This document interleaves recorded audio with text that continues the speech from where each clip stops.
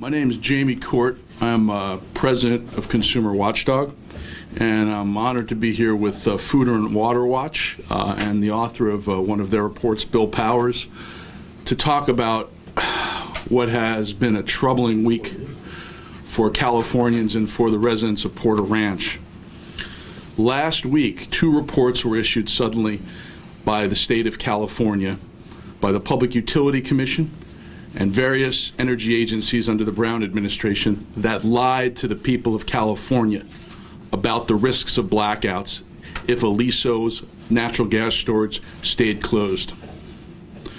This is deeply troubling because the people of California about 16 years ago lived through the same type of fear of blackouts and actual blackouts perpetrated by the energy pirates in the state, Enron, and many of the same utilities like Sempra, the parent of Southern California Gas. These 2 reports were developed in secrecy. ConsumerWatchdog and Aguirre and Severson had petitioned for an open investigation and open reporting process to avoid exactly this type of manipulation of numbers that we're going to be talking about today. Instead, the Public Utility Commission kept this quiet, and the chief of the Public Utility Commission, Michael Picker, went to Sacramento a couple of weeks ago and delivered preliminary results that similarly misrepresented the situation to the legislature. Angelinos need to know that we have plenty of capacity for natural gas and electricity in Southern California. Southern California Gas was one of the authors of this report. If you look at this cover of the report, one of these 2 reports, you'll see Southern California Gas is listed as an author along with all the state agencies. And my suspicion is that Southern California Gas wrote this report almost in its entirety, and the state of California put it under its seal. The public, consumer groups, Food and Water Watch, we were not privy to this process. Southern California Gas dictated it. And to let Southern California Gas, which owns Aliso and wants to keep operating it for its own profit, write a report that justifies the continued operation of Aliso is wrong, and it's scandalous, and the legislature should respond today by demanding that the president of the PUC, Michael Picker, come in under oath and explain what you're going to be seeing as inaccuracies in this report in just a moment. It is outrageous that the people of California are going to be put up under the threat of blackouts as a way of keeping this natural gas reserve that's not safe open. And we think Aliso needs to stay shut down, and there's every justification that it should be. Moreover, if you look at the conduct of the agencies involved in this report, it really looks as though the taxpayers' own money was used on propagating a fraud against them, and the legislature clearly needs to get answers. So I'm going to turn over to explain these misrepresentations and omissions, very large ones.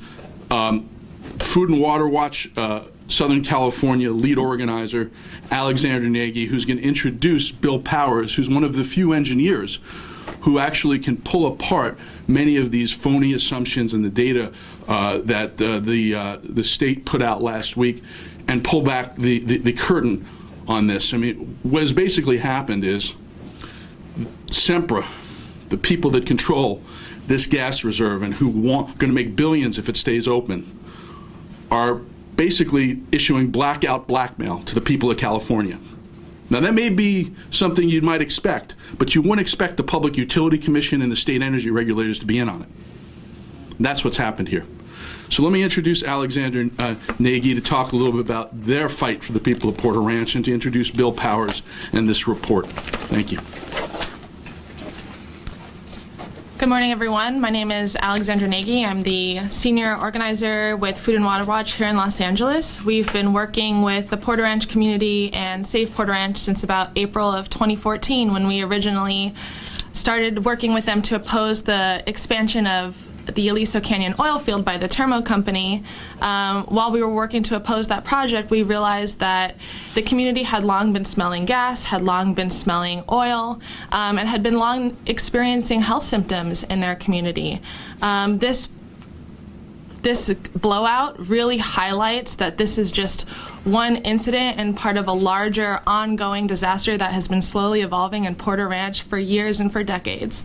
And now that the blowout has been controlled and capped, we're still seeing a public health crisis unfold in Porter Ranch. Residents are still getting sick as they return home. Over 4,000 families are still displaced from their homes. We're going on 5 months of displacement, and it's a shame that our state regulators and our elected officials are calling blackouts in order to intimidate our community into reopening the facility when they are still displaced, when they are still suffering. It is absolutely a false solution. And so we are advocating for the permanent closure of Aliso Canyon. There really is no other option. We cannot go back to business as usual. And the residents of Porter Ranch are in desperate need of help and attention, and it's really a shame when we see our elected officials like Mayor Garcetti and Governor Brown really give strong opposition to a bill, Senate Bill SB 380, which would make sure that the facility is made safe while ensuring energy reliability. It's going for a vote tomorrow, and we know that that bill is getting strong pushback specifically because of this blackouts threat. And so we are really happy that we can put forward a rebuttal to the state's numbers and show just how flawed they are. In some, basically, they inflated demand and reduced or omitted supply where we have it. They completely left out some of the storage facilities we have in this area. And I'd like to introduce Bill Powers, who will talk about what all of those details are. That really shows that we don't need Aliso Canyon, and what we really need is our elected officials to start changing their narrative of saying we can shut down Aliso Canyon, we will shut it down, and provide energy reliability. We cannot go back to the status quo, and we will continue to work with residents in the Los Angeles area to push them, to make them have the political will to shut this facility down permanently. So I'd like to introduce Bill Powers with Powers Engineering, who can speak more to the report. Thank you, Alex. Just as an introductory comment, I have spent many years being involved in many proceedings before the California Public Utilities Commission, California Energy Commission, and frankly, I see this report that was put out as a plan as a marketing brochure with some relatively unsubstantiated numbers in it. And I want to just read some of the terms that are used in this supposedly technical report on virtually every page. Aliso Canyon is critical or essential or so important, only source that can provide, there should be no doubt that winter reliability will be threatened. Virtually every page has an almost subliminal statement that we have to have this facility. And one thing that's not in that report but is very important to understand is SoCalGas is completing a $200 million pump upgrade project at Aliso Canyon. $200 million in capital means $1 billion in income over the financial life of that project. They don't get paid if Aliso Canyon doesn't continue to operate. So they are not a neutral party. They have a lot of money on the line. And the one of my concerns is moving to the issue at hand, which is electric generation this summer, that we may have blackouts. We may not have enough fuel for these electric generators. Well, the estimates of how much fuel we will need or natural gas we will need this summer are double what they should be to meet the independent system operators' minimum local reliability requirement. And one of the interesting things to come out of this report is that the generators in the basin in summertime are sometimes shipping power outside of the basin. So they generate here, but they ship it elsewhere. And so gas is being consumed locally, potentially creating curtailment potential, but it's not for the locals. It's being shipped out to make money. And fundamentally, that's the issue here, which is getting to the resources that are available if Aliso Canyon is not online. There are 3 other natural gas storage facilities in SoCalGas's territory. One is up in Goleta, Santa Barbara. Another is just above Aliso Canyon on a rancho. And then there's another down by LAX at Playa del Rey. And when I talk about just a potpourri of numbers being thrown into a document without necessarily any supporting documentation, in one case there is supporting documentation, and that is the On a Rancho facility, which you can see, it's only 10 miles from Aliso Canyon. in testimony before the commission, a SoCalGas witness indicated that this is on the local pipeline loop, what's called the local LA pipeline loop. And in this document, citing to the same testimony, the authors assert that it is not on the LA pipeline loop. It is in another area, and therefore it is not particularly useful to back up Aliso Canyon. That is incorrect information. You want us to put that up on the screen, Evan, right there, so you can see it? Explain. This is the report. This is the report that was issued, and they indicate on Rancho, which is that the obvious substitute for at least part of the capability of Aliso Canyon is on what they call the Backbone North pipeline system, kind of a step away from the LA Basin, and therefore not as useful as Aliso Canyon. And they also identify Playa del Rey as a facility that's essentially too small to contribute. It is small, but and we can go to the next slide, that this is testimony under oath before the commission. Honor Rancho is on the LA pipeline loop. This is the same testimony that's cited in the plan as stating something else. The Backbone North term does not appear in that testimony. In this same testimony, SoCalGas identifies Playa del Rey as a critical piece of storage infrastructure and specifically notes that it's near the refineries and it's near the electric generation plants. And so Jamie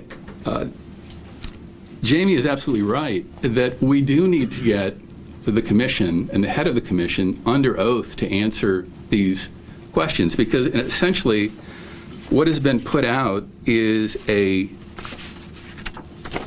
document that is using sensationalism and poorly substantiated numbers to hold up the same placard that's been held up again and again and again to allow the utility to get its objective. In this case, blackouts. Is that the last thing the highest level, political level in the state wants are blackouts. Therefore, if the utility knows that all it has to do is raise the specter of a blackout, and it will get Aliso back, and it will get its $200 million injection or new compressor station online and into the rate base, then this will work until it's challenged. I mean, by the press, by us, that there is no blackout concern this summer, not based on the numbers that they have put in this document, because these numbers are unsubstantiated and they have one purpose, is to get a drumbeat of blackouts going. But the numbers are wrong. And that's definitely no way to sustain any kind of intelligent public policy. And also, this is the third in a streak of debacles for the utility industry. There was the San Bruno pipeline explosion, a maintenance issue in PG&E territory. There was a steam generator design problem with the Southern California Edison San Onofre nuclear plant. 2,200 megawatts, the biggest single unit in Southern California. No one could have conceived that we could have turned the key off at San Onofre and walked away and not have had a single problem with reliability. This is a very similar situation. The biggest gas field in Southern California, inconceivable that we could turn it off overnight and walk away from it. We can. But we can't if we're relying on these types of reports. And frankly, final comment is my observation over the years is when the California Public Utilities Commission joins with the California Energy Commission, with the California Independent System Operator to put their names on the same report, it's because the underlying information is pretty weak. And if you've got the entire energy community of the state together, it gives the illusion that there is more real fundamental support for this than there actually is. And given that, I now see that these agencies are conflicted in order to get at the truth, or an attempt to get at the truth. There's the state controller, who is independent of these agencies, that could take over the issue of the safety evaluation of Aliso Canyon. There is also the state auditor that works at the request of the legislature, who could put some distance between these conflicted agencies and the truth of the matter in the case of the need for, or lack of need, for the Aliso Canyon storage field. Can you talk a little to Wyoming and DWP just for a second, Bill, because that was in the LA Times article? The issue about the Wyoming and LADWP is LADWP does own a natural gas wells and assets in Wyoming, and so LADWP's involvement is somewhat more complex than would appear on the surface because they're both an owner of gas fields that needs to ship gas across the interstate pipeline system through SoCal's gas's intrastate pipeline system to get to its assets. And so it's another example of a need for more sunlight on this process. This report, or the main elements of this report, were at least being circulated in government almost the day the cement dried in well SS-25. There has been no stepping back and looking at, so what would life look like without Aliso Canyon? It's been strictly circle the wagons. We've got to have this facility stay online. There's absolutely no other option.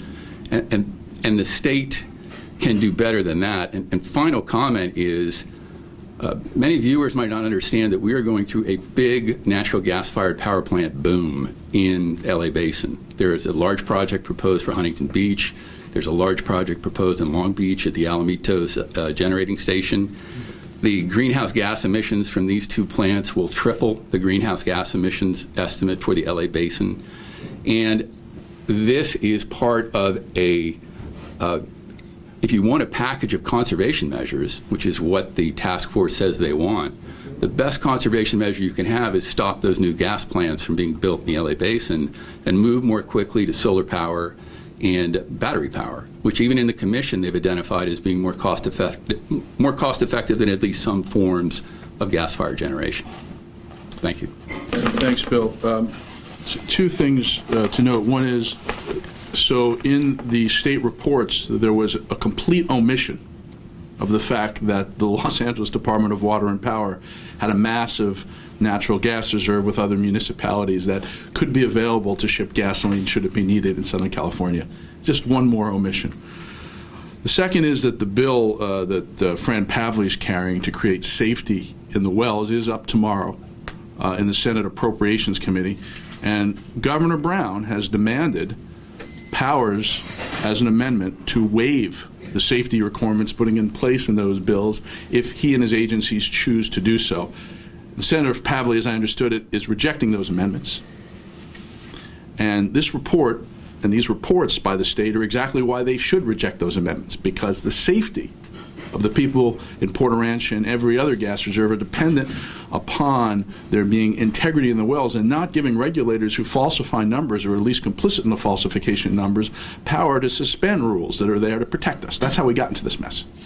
So that bill is going to be a critical test of whether Sacramento and the legislature is willing to stand up to this governor. I would say, if you turn to the last slide, the Senate heard from this gentleman, Michael Picker, the president of the Utility Commission, in March, about these preliminary findings in which he stated we couldn't do without Aliso. It'd be very, very hard to do without Aliso. It came up with some of these numbers that we've seen today. Make no mistake, those numbers have been manufactured. The type of stress on this system that is envisioned in this roar has never happened and will never happen.